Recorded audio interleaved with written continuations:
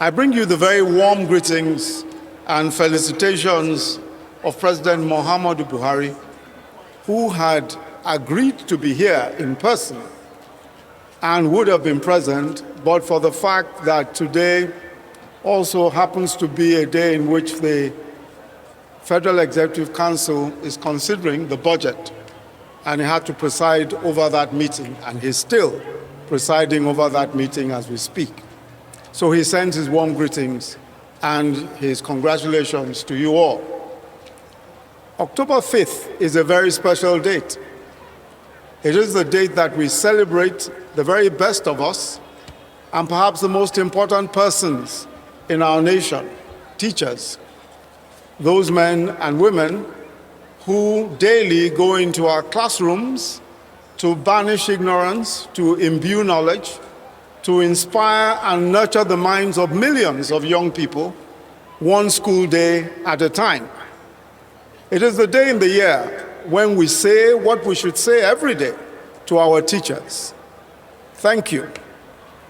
Thank you for your patience. Thank you for your commitment. Thank you for your sacrifice, for your hard work amidst many, many challenges. No society can grow beyond its educational attainments. One of the major differences between healthy, well-functioning and prosperous societies and poorer societies is education. We owe so much of our well-being as a nation to our educators at every level. Indeed, our future as a nation is so heavily dependent on education and our educators. This explains why the federal government is determined to return teachers, teaching, and the teaching profession to their rightful places. To this end, we are fully implementing the professional teaching and teacher qualification framework, the standards that have been set that will invariably impact on education outcomes and teacher performance at the preschool, basic, secondary, and tertiary levels. We're also developing a verifiable database of teachers in Nigeria. Already, the Teachers Registration Council of Nigeria, the TRCN, has registered 2,108,342 teachers and has licensed also 1,250,000 teachers. Our new teachers policy is already being implemented at the federal level and in some states, and I'd like to urge states that have not done so to do so immediately. The gains are already showing. The theme of this year's Teachers' Day is the transformation of education begins with teachers. The transformation of education begins with teachers. It emphasizes the importance of teachers to educational transformation, but it also introduces the important responsibility that teachers themselves have, that is, to be at the cutting edge of advancements in education, and especially the use of technology and modern teaching methods. Education must respond to the dynamism, the speed of development, and the massive changes that are taking place in society. Educators must understand the skills required to take full advantage of a world that is almost completely dependent on technology. In addition to listening, education today includes writing, it includes ideation, it includes imagining and critical thinking skills.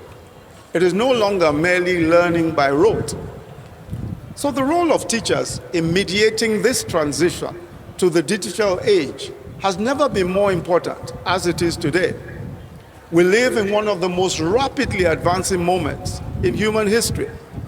Technology is redefining every aspect of our lives at a dizzying speed.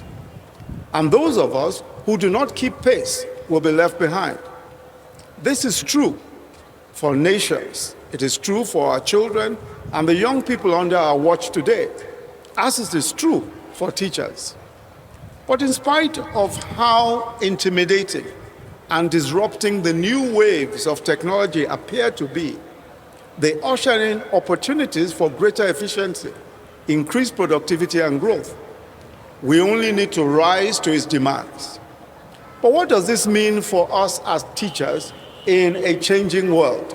And when I say us, I also mean myself, because I also started teaching in 1981, which is about 41 years ago today. So consider me one of you. We are charged with a generation with a strong sense of curiosity and independent thinking. Digital natives born into a fast and free flow of information with infinite potentials for learning just about anything. It will become increasingly difficult to provide the learning, the instruction, and the guidance that our calling as teachers require of us without integrating technology into our pedagogy and doing so at scale. Teaching has always required a scientific approach. We have always had generic and customized ways of developing learning objectives, of choosing methods of instruction, of designing systems for feedback and assessment. What we have to do today is to see how these existing frameworks can guide our adoption of new technology and enhance the learning experiences of our students. What instructional technologies can we incorporate into our learning plans?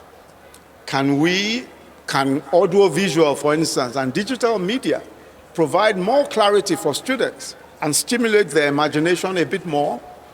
Can online curriculums foster collaborations between teachers and students beyond the classroom? The truth is that we have a huge opportunity in our hands to leapfrog development in education through technology.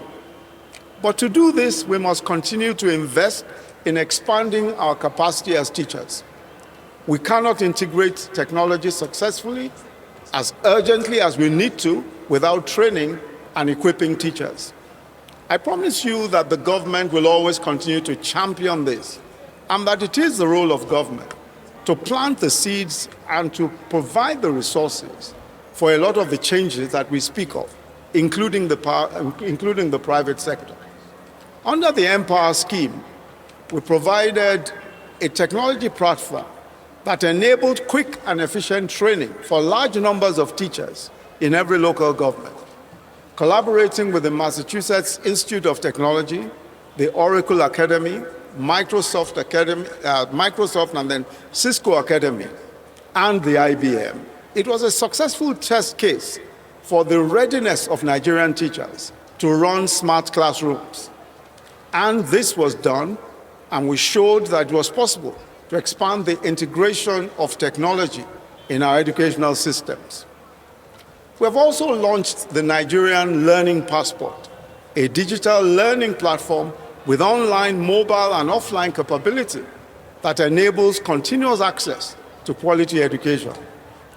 Technology has infinitely expanded the opportunities for teachers to develop themselves professionally and to broaden their career trajectories. There are tons of material and courses available online for aiding teacher professional development. The International Development Research Center, for example, has a collaborative teacher's guide for remote learning that's available to teachers globally, a comprehensive resource material that positions teachers to leverage technology for continued engagement with their students beyond the classroom, providing a resilient option during school closures and beyond. Across Africa, there are over 200 ed-tech startups providing impactful homegrown innovations to bridge the gap in education. In Nigeria, one serial entrepreneur, for instance, Sim Shagaya, has what is called the U-Lesson. And the U-Lesson provides a wide range of educational content for primary and secondary school students, in line with the curriculum of 5 countries: Nigeria, Ghana, Gambia, the United States, and the United Kingdom. The lessons are delivered in transferable data that can be plugged into and used on a range of devices, including computers, tablets, and mobile phones. We also have Edukoya. I'm sure many of us might be familiar with some of these software. Edukoya, which in 2021 raised the sum of about $3.5 million in pre-seed funding. And they have been working to build a pan-African classroom that empowers parents, students, and teachers by democratizing access to high-quality education. All these platforms provide a collaborative environment for teachers, for tech entrepreneurs, and policymakers to improve access for teachers and students alike. We must engage with these homegrown solutions and provide the feedback and adapt them so that they can fit into the peculiar circumstances of our schools and our own development in technology.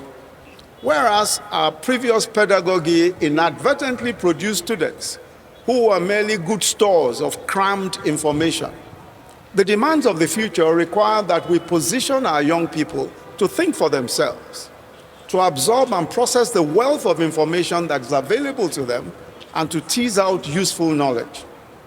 But we cannot give what we don't have, so we must stay on the cutting edge of research, learning, and development. And we can only guide our students in the direction where we ourselves have been. This is what our calling as teachers requires us to do. Let us plug into the universal global knowledge pool. There are countless programs available. We can take advantage of them, and they allow for cross-pollination of ideas between teachers all over the world. Let us reach for every resource available to us to better equip ourselves for the challenging and rewarding task of preparing ourselves and our young people to meet the demands of a changing world. I congratulate you as you continue to strive and push the boundaries of this most honorable profession. You have our continued support and our endless admiration. Thank you very much for your service. Happy World Teachers' Day, and God bless the Federal Republic of Nigeria.